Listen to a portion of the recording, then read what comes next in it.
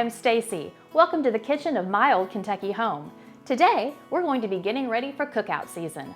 We'll be making cheeseburgers with a local spin and telling you something you may not know about its origin story. And in bourbon cocktails, Jessica's got us chilling out. Let's get going. For our cheeseburgers, we'll be using a pound of bison, or you can use ground beef, salt and pepper, slices of cheese, prepared Henry Bain sauce, and hamburger buns. For our burgers, we're actually going to be using a local meat. We'll be using ground bison. And as I shape these into patties, I want to tell you a little more about the bison. Bison is often confused with buffalo. They're in the same general family.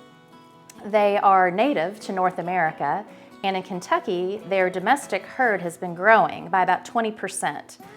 So it's very much in demand as a local product.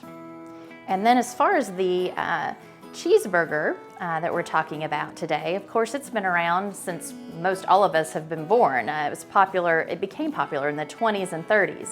And though there are about 4 different people that have claimed its origin, one of them is right here in Louisville. In 1934, Mr. Carl Kalin, that owned Kalin's Restaurant, which is still running, a version of it today, put a slice of American cheese on a hamburger patty, melted it, and started putting it on the menu. And that was back in 1934. As I said, there's a couple other claims to that, but in Louisville, we all know that Kalin's is the home of the cheeseburger.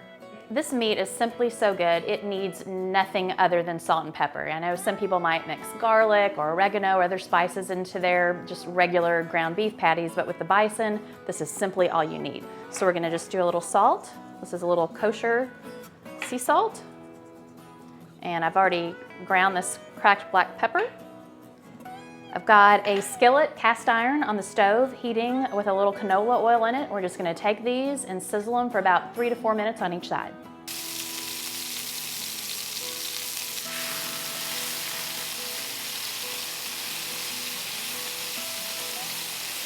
Okay, now for the fun part, the assembly of our burger. And so in addition to these Kentucky origin stories with the bison and the cheeseburger in Louisville, I have a couple other local twists to add.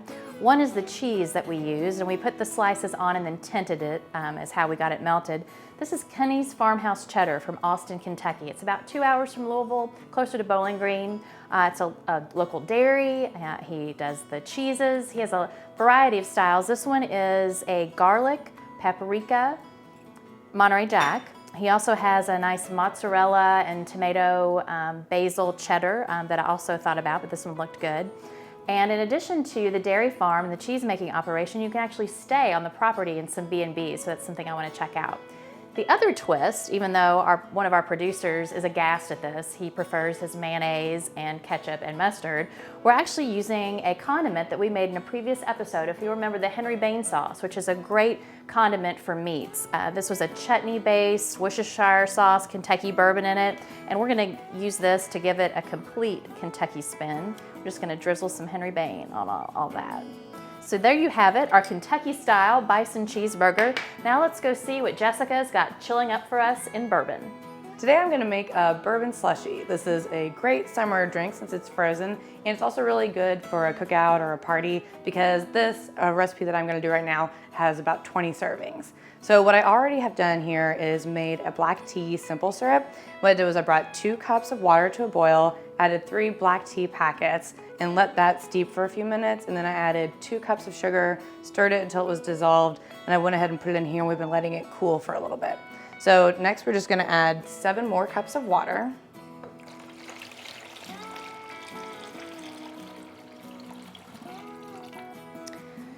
We're gonna add a whole container of frozen lemonade concentrate, 12 ounces. And then we're gonna use half of a container of the frozen orange concentrate. And then I'm just gonna whisk all that together.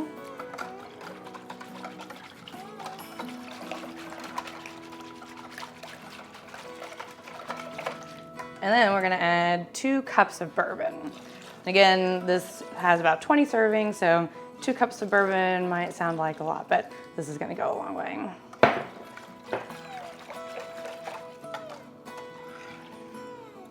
All right, so what we're gonna do now is take this mixture and we're gonna freeze it for a minimum of 4 hours to get that slushy texture. And once it's frozen, you can kind of scrape out the slushy mixture and then we're gonna top it with ginger ale.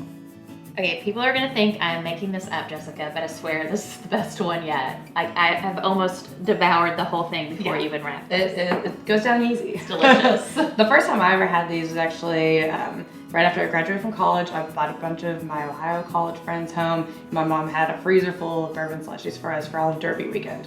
What an awesome tradition. Yep. This is actually one that I didn't grow up with, believe it or not. I wasn't introduced to these until I married into the Yates family, and my mother-in-law makes a recipe very similar to this. I love the citrus in it. Yeah. It's really good. And it's actually really on trend with what some Louisville restaurants are doing right now. There's a lot of bourbon slushies, like boozy milkshakes, kind of that frozen drink trend is all over the place. Well, speaking of the frozen, it's great because it stays cold for a long time, right? Mm-hmm. And I think you're right about something great for that cookout, great for a crowd to make ahead. Yeah, absolutely.